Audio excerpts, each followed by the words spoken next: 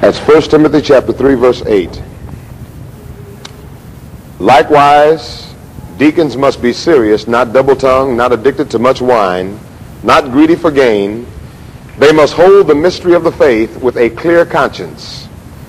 And let them also first be tested. Then, if they prove themselves blameless, let them serve as deacons. Verse 11, the women likewise must be serious, no slanderers, but temperate, faithful in all things. Let the deacons be husbands of one wife, and let them manage their children and their households well. For those who serve well as deacons gain a good standing for themselves and also great confidence in the faith which is in Christ Jesus.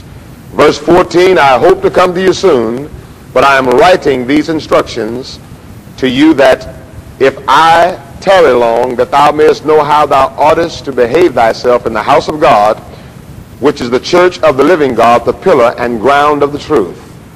Great is the mystery of godliness, for God was manifest in the flesh, justified in the spirit, seen of angels, preached unto the Gentiles, and believed on in the world, and received up into glory.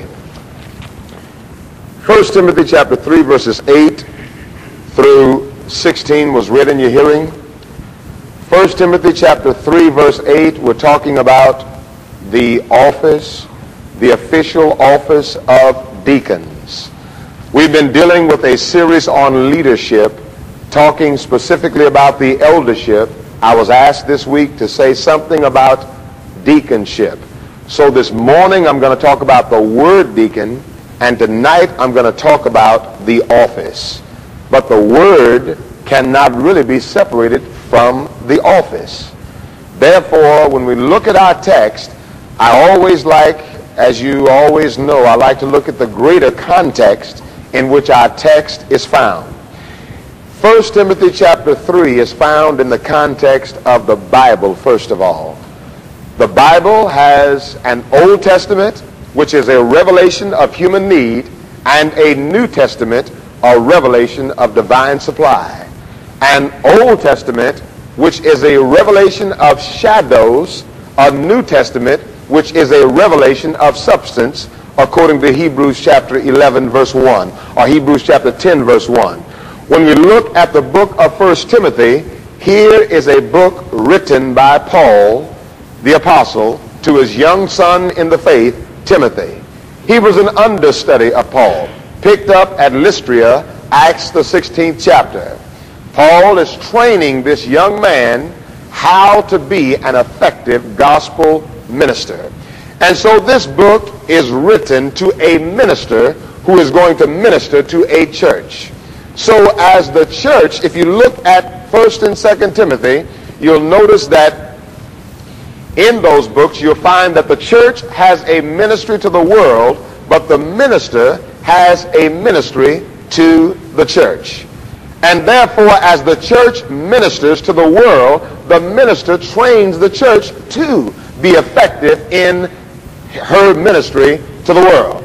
And in reference to ministers, the greatest school that a minister can ever attend is not Pepperdine nor Southwestern, but it is the school of an older preacher. And so here we have the older preacher training the younger preacher. That is the New Testament concept of how ministers ought to be trained. We wouldn't have a lot of the problems we have today if ministers would go back to the New Testament and train younger ministers to minister to the church. And so here we have Timothy being trained by Paul to minister to the church. And in ministering to the church, Timothy, you must establish, you must organize the church according to God's mandate. According to the mind of God, you must organize the Lord's church. And that requires that you set things in order that are wanting. That requires that you ordain elders in every city. That requires that you ordain deacons.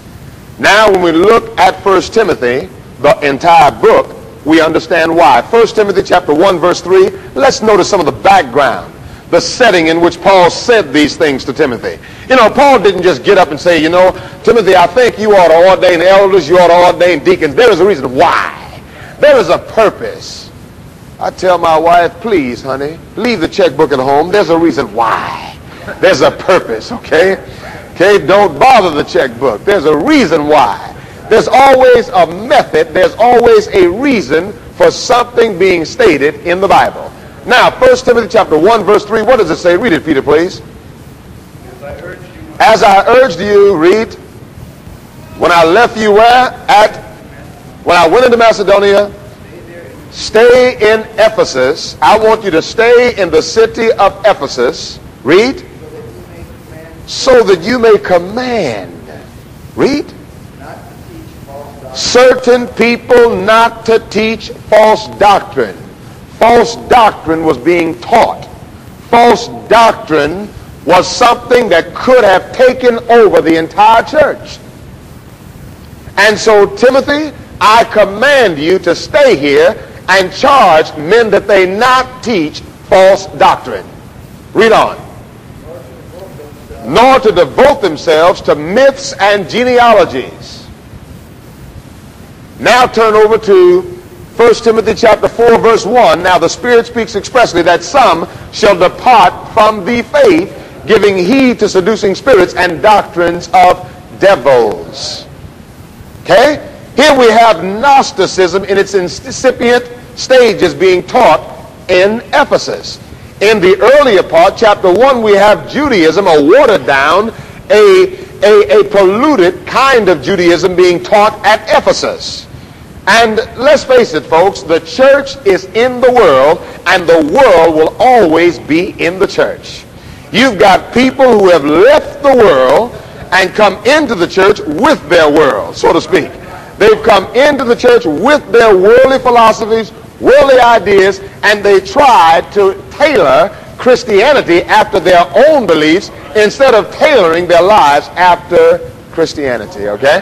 Now, if you look at the rest of this text, some shall depart from the faith, giving heed to seducing spirits, doctrines of devils. And now let's look at the last chapter, verse 20. He says, O Timothy, guard what has been entrusted to you. What has been entrusted to Timothy was the gospel. That's the 6th chapter, verse 20. Avoid the godless chatter and contradictions of what is falsely called knowledge. For by professing it, some have missed the mark as regards the faith. Some have missed the mark as regards the faith. The faith is God's organized body of truth. So Timothy, I've left you in Ephesus that you might charge some men that they should not teach false doctrine, that they should not plant seeds that will destroy the church. Okay? Now, Timothy, one day you're going to have to leave Ephesus. One day, Timothy, you're going to have to die. One day you're going to get sick.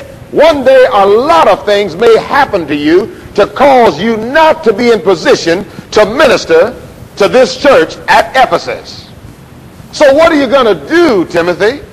What are you going to do knowing that you are not going to be in Ephesus forever? Timothy, I want you to set strong men up to guard and watch the church. Chapter 3, verse 1. The office of a bishop. Okay? The saying is sure, if one aspires the office of a bishop, he desires a good work. Now, a bishop must be above reproach, husband of one wife, so on. He must manage his own house, verse 4, keeping his children in order, and then he must not be a recent convert, or he may be puffed up. He must be well thought of. He must, that he might not fall into the snare of the devil.